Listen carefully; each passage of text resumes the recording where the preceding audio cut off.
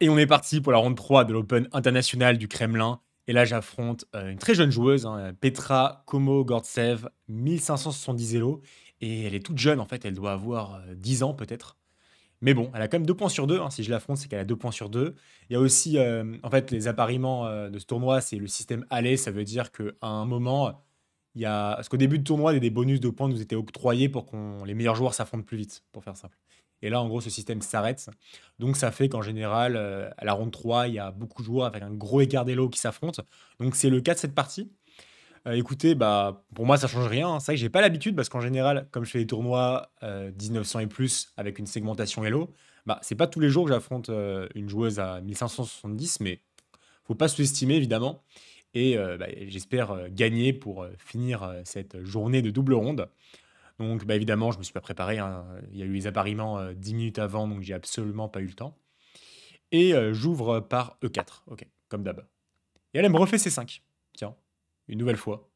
Cavalier F3, cavalier C6. Attends, ça va pas être la même partie quand même. D4, pion prend D4, cavalier prend D4. Si elle joue G6, ça serait peut-être la nouvelle partie. Et ouf, E5. Ok, bon, ça va. Je fais cavalier B5. Donc là, l'idée, c'est de contrôler D6. Et là, elle fait D6, ce qu'on appelle la variante Kalachnikov. Et ok, bon là, j'ai plusieurs idées contre ça. Je réfléchis un petit peu déjà pour savoir laquelle choisir pour cette partie. Donc je prends quelques minutes de réflexion. Et je décide finalement d'amener le cavalier en C3. Je développe mon cavalier. Elle fait A6, elle attaque le mien. Je le ramène en A3. Et là, normalement, le coup le plus joué, c'est B5, en menaçant de faire B4 pour attaquer les deux cavaliers en même temps. Et ce que je dois faire ici, c'est cavalier D5. Et après, voilà, c'est une partie. Et là, elle joue un coup, c'est fou E7. Alors, fou E7, il me semble que le coup que je dois jouer, c'est cavalier C4. Comme le pion n'est pas arrivé en B5, je dois saisir l'opportunité d'amener mon cavalier, donc c'est ce que je fais. Je joue cavalier C4. Elle fait fou E6. Et là, petit moment de réflexion, fou E6, ça me dit rien du tout. Il me semble que par exemple sur B5, cavalier E3, cavalier F6, ici la théorie c'est G3 de mémoire. Après, j'étais en train de calculer cette variante parce que je me souvenais plus si sur B4, j'étais apte à sacrifier le pion. Sur cavalier D5, cavalier prend E4.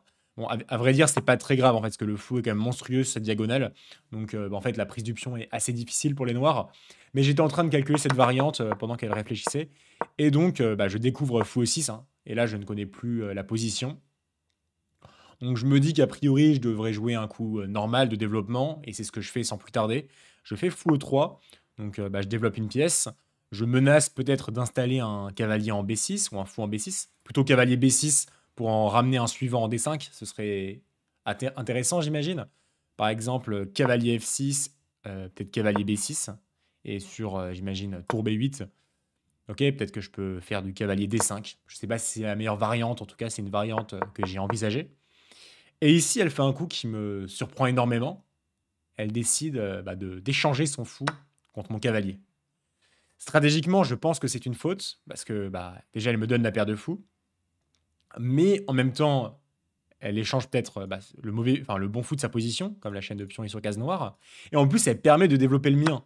Et là, ce fou en C4, il est très très fort, parce que comme le pion est en E5, le pion en D6, et bah là, je tape tout droit sur cette diagonale. Donc là, je me dis, ok, ça doit être vraiment bien pour moi. Elle fait cavalier F6, je mets le roi en sécurité, elle fait de même. Et ici, je commence à réfléchir, j'essaie de chercher un peu un plan. J'ai pas envie de me précipiter pour autant, hein. Je sais que je suis mieux, mais faut pas jouer hâtivement, comme je l'ai fait à la dernière partie d'ailleurs. Donc ici, je me dis, ok, ce serait quoi ces idées potentielles? Peut-être ce serait faire B5 pour prendre de l'espace. Donc autant jouer un coup comme A4, comme ça j'empêche B5, je prends de l'espace, ça mange pas de pain, c'est ce que je fais. Elle fait Dame C7, elle développe sa dame, elle relie ses tours, elle menace aussi de bouger le cavalier pour attaquer mon fou. Et ici, je me dis, ok, là je vois un truc pas mal quand même, c'est KD5. KD5, j'attaque un peu tout en même temps. Elle prend mon cavalier, forcément. Je reprends du fou. Et ici, elle joue cavalier B4, attaquant mon fou et mon pion. Je replie mon fou en B3. Et là, on voit quand même que la paire de fous va complètement dominer la position. En fait, la position est clairement ouverte. Les deux fous s'expriment vraiment très bien. Et là, franchement, j'adore ma position. Elle fait tour C8. Donc, elle attaque 3 fois mon pion C2 avec la dame, la tour et le cavalier. Moi, je défends 2 fois. Mais en soi, j'ai pas forcément besoin de le défendre. Et là, je joue dame D2. Et je tente un petit piège, hein, c'est-à-dire que sur cavalier prend C2, et bien là, j'ai tour C1. Et le clouage est très dangereux sur le cavalier, donc ça me ferait gagner une pièce. Au début, j'ai eu un petit coup de panique, hein. Je crois que j'ai un peu bugué au début. J'ai cru que sur tour C1, il y avait cavalier prend E3. Et en fait, je sais pas, j'ai un peu bugué ici. Je sais pas trop, je sais pas trop ce qui s'est passé. Mais au début, j'ai cru en fait que j'avais fait une gaffe. Mais après tout, bah, en fait, non. Dame D2, c'est normal. Elle s'aperçoit qu'elle peut pas prendre le pion. Et elle décide de ramener le cavalier en C6. Ok. Donc moi, je centralise mon fou. Je joue fou D5. À présent, le coup cavalier B4 n'est plus disponible, comme madame contrôle. Et là, elle fait cavalier A5. Ok. Donc là, cette fois-ci, elle attaque 2 fois mon pion. Et elle veut installer un cavalier en C4. Ce sont les 2 idées. Donc pas mal. 2 idées en même temps, en général, c'est bien aux échecs. Mais le problème, c'est qu'en fait, la menace sur le pion C2, c'en est pas vraiment une. Parce que si je joue B3 pour empêcher que le cavalier vienne en C4. Et le problème, c'est que sur dame prend C2, je peux tout simplement prendre le cavalier en A5. Comme la dame ne défend plus le cavalier, je peux le gagner. Donc ici, bah, ça résout pas ces problèmes. Et ce cavalier qui se trouve mal placé. Et là, elle joue tour E8. Bon, tour E8, malheureusement, je vois pas trop à quoi ça sert. Et là, je sens que la position, elle commence à être bonne pour moi. Je me dis que là, j'ai 2 fous qui sont monstrueux, son cavalier qui est hors jeu. Là, ce que je dois faire, je pense, c'est ouvrir la position. En plus, à présent, il n'y a qu'un seul défenseur sur le pion F7, comme la tour a bougé. Et là, je me dis, c'est le moment de démarrer une attaque. Et là, j'ouvre avec F4. F4, l'idée, c'est très simple, hein. C'est d'ouvrir la colonne F pour ma tour et de commencer à attaquer le roi adverse. Donc elle décide de prendre mon pion. Je reprends de la tour. Je menace directement fou prend F7 ou tour prend F7.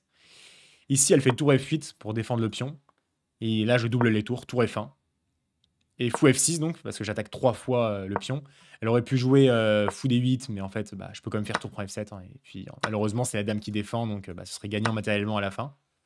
Enfin, pas besoin d'aller plus loin, je pense, mais voilà, ça gagne. Et donc, fou F6, malheureusement, qui ne marche pas également, parce que là, les blancs ont un très joli coup. Je vous laisse mettre sur pause pour le chercher. Ici, les blancs peuvent bien sûr sacrifier une pièce. Tous les indicateurs sont au vert, hein, c'est-à-dire que... Enfin, tous les voyants sont au vert, pardon, pour l'expression. On voit bien que le cavalier qui est hors jeu, j'ai toutes mes pièces qui peuvent aller sur le roi. Donc ici, sans réfléchir, je fais tour prend F6. Je menace bah, de mater le roi adverse. Donc je gagne une pièce, elle reprend la tour. Et ici, j'aurais pu jouer en fait fou H6, mais je préfère faire fou D4. Je trouve que fou D4 est plus précis. Elle fait tour E8, et là je fais fou prend F6. C'était en fait pour ça que je trouvais fou D4 plus précis, parce que c'est du détail, hein, mais si j'avais fait fou H6, tour E8 et tour prend F6, bon, en fait ça marche aussi, hein, bon, en fait. Mais je trouvais que fou D4 ça gagnait direct. Enfin bref, fou D4, tour E8, fou prend F6. Le roi très faible, hein, je menace dame G5, roi bouge et dame G7 échec et mat. Et bah là, elle commence à réfléchir beaucoup. Et elle joue roi F8.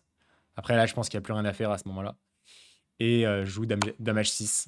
Et ici, elle abandonne, parce qu'au prochain coup sur roi G8, eh bien, j'ai dame G7 échec et mat. Donc bah, victoire, hein, ça me fait 3 sur 3.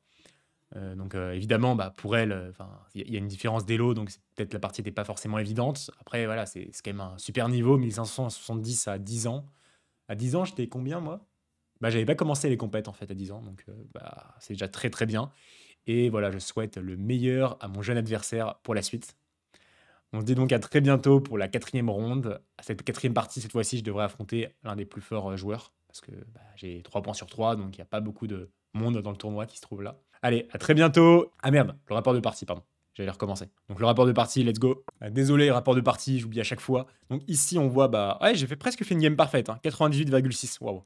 Ouais, j'ai fait quasiment la partie parfaite. Après, voilà, hein, j'ai pas fait de coups incroyables, hein. On va dire tous les coups que j'ai joués étaient plutôt logiques. Mais bon, c'était une partie précise, ça fait plaisir. Ouais, fou prend était une grosse faute. Ouais, après dame C7, ok. Après, c'est peut-être du mauvais placement de pièces. Ouais, fou B3. Bon, à partir de là, c'est déjà très dur, hein, je pense. Ouais, ouais, j'étais précis, hein, j'étais précis. Pion, ouais, tour prend F6 brillant quand même, ça fait plaisir. Sharp. Pion prend. Fou D4, meilleur coup, ok. Fou prend et. Ok, ça mate, ouais. Bon. Ok, c'était une bonne partie, c'était une très bonne partie, bah c'est cool. On espère que ça se passe comme ça pour la prochaine partie. Allez, à très bientôt, ciao.